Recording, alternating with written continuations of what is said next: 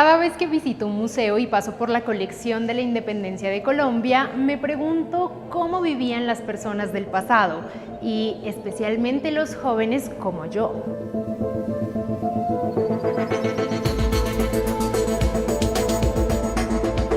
Ser joven en Colombia hace 200 años es pensar un mundo muy diferente de lo que puede significar ser joven hoy día. La juventud actual es una categoría construida a partir de referentes identitarios que no existían hace 200 años ni en la actual Colombia ni en ninguna parte del mundo. Lo que hoy nos define como jóvenes deriva de cuestiones que son inventos relativamente recientes, siglos XIX y XX, como serían el capitalismo industrial, la democracia participativa o la cultura de masas. Claro, eso no significa que la gente de edades como los 16, 20, 22 años no existieran hace 200 años. Por supuesto que existían, pero se definían en ámbitos socioeconómicos y culturales muy distintos. Y es que claro, no era lo mismo tener 20 años siendo de la élite a tener 20 años y pertenecer a las clases populares.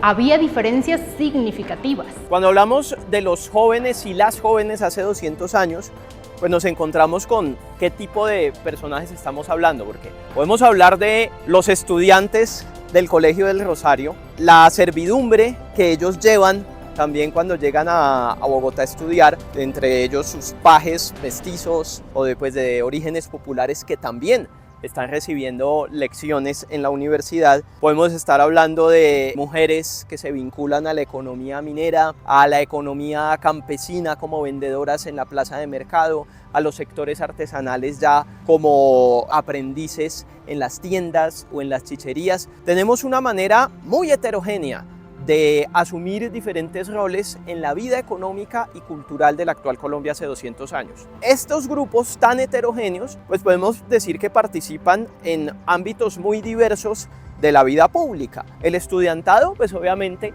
está vinculado a los espacios de sociabilidad intelectual de las élites de finales de la colonia, todo esto de las ideas de la ilustración, de la expedición botánica, pues que son los ejemplos más conocidos. Quienes están vinculados, por supuesto, a las corporaciones de artesanos como aprendices, o algunos pues iniciándose también como maestros cuando tienen pues cierta capacidad económica de independizarse. Digamos que están vinculados a espacios de la vida pública que son comunes a toda la sociedad. Las celebraciones religiosas, las fiestas populares, que son importantísimos espacios de socialización en la época de la colonia. Y cuando se da este contexto, esta situación tan imprevista de la independencia, pues vamos a ver también cómo un sector importante de esta gente, de esta generación, que la independencia los agarra de 20, de 15 años, pues van a estar vinculándose a los procesos de agitación en las ciudades, de agitación política, como por supuesto en la guerra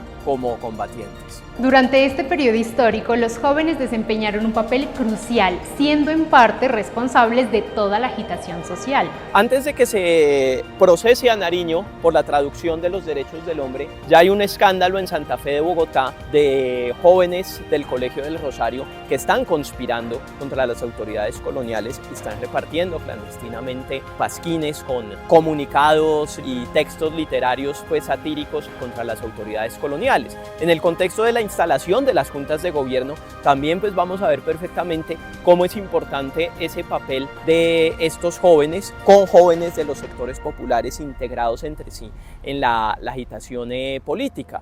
Y es que buena parte de esta juventud debemos también entender que, animada por este proceso de agitación política, pues van a vincularse a los ejércitos ya en el contexto de la guerra de independencia y desde muy temprana edad. Pero los jóvenes no solo estuvieron en el campo de batalla, también fueron líderes políticos. Toda guerra es un proceso violento y un proceso que plantea la desaparición física de muchas personas, de hombres y mujeres. Y en el caso de nuestra guerra de independencia, significó la desaparición de una generación completa de intelectuales, de dirigentes, que van a ser entonces reemplazados por quienes se ven obligados a asumir procesos de liderazgo a muy temprana edad. Y es que si pensamos, Santander asume la vicepresidencia de la Gran Colombia cuando apenas tiene 27 años. Dentro de los oficiales de la independencia encontramos en general a gente muy joven. Un José María Córdoba que se vincula con 14 años, lo recibe Caldas como cadete en Río Negro y apenas 5 años después, de 19 años, lo encontramos ya como coronel combatiendo en la batalla de Boyacá. Es innegable que la juventud tuvo una participación activa conformando los ejércitos que estuvieron combatiendo durante las guerras de independencia. Cientos de hombres y mujeres estuvieron presentes en los campos de batalla. Y no entendamos el proceso militar como un proceso exclusivamente masculino. Si bien los soldados y los oficiales son todos hombres, ellos necesitan de apoyo logístico, necesitan de quien les transporte la comida, quien les sirva como enfermeras, quien les sirva como espías. Y también por esa razón encontramos mujeres y mujeres vinculadas desde muy temprana edad, a pesar de las restricciones que van a imponer algunos ejércitos. Sin la ayuda de esos contingentes de mujeres campesinas de todas las edades, Nariño no hubiera llegado hasta las goteras de Pasto, o Bolívar y Santander no hubieran salido de Tame, ni siquiera. Podríamos decir que la guerra de independencia es un asunto protagonizado en su gran mayoría por jóvenes, por hombres y mujeres, por las razones que acabamos de exponer, incluso también por otras, ¿no? Porque hay simpatías ideológicas por ambos bandos en los que es inevitable que esta gente se vincule, ya sea por su pertenencia a un bando o cuando se pasan perfectamente a otro bando. Cuando un oficial realista, por ejemplo, como José María Obando, se pasa al bando independentista, no se pasa él solo, sino que se lleva buena parte de sus soldados. Obando es joven, Obando tiene más o menos unos 22, 23 años, cuando estando allá en Pasto se cambia al bando patriota. Esta es una época de liderazgos inéditos que eran imposibles de darse en la época de la colonia y que fueron hasta cierto punto irrepetibles en el futuro. Oficiales negros, oficiales indígenas, españoles que están a favor de la independencia, criollos o indígenas que se manifiestan también en contra de la independencia, lo cual nos habla también de esta complejidad en la que era inevitable, ya fuera a favor o en contra de la independencia, pero de hombres y mujeres, una nueva generación que se está de alguna manera rebelando con el estado de cosas que está viviendo. Bueno, y ustedes se estarán preguntando, ¿y qué pasa ahí con la esclavitud? No, por supuesto, ¿qué estado de cosas que peor que ese, con razones de sobra para rebelarse? Pues con más razón, ahí encontramos la vinculación de comunidades negras, tanto de población esclavizada fugitiva como de negros libres, en las diferentes guerrillas que en favor de uno y otro bando aparecieron durante la Guerra de Independencia.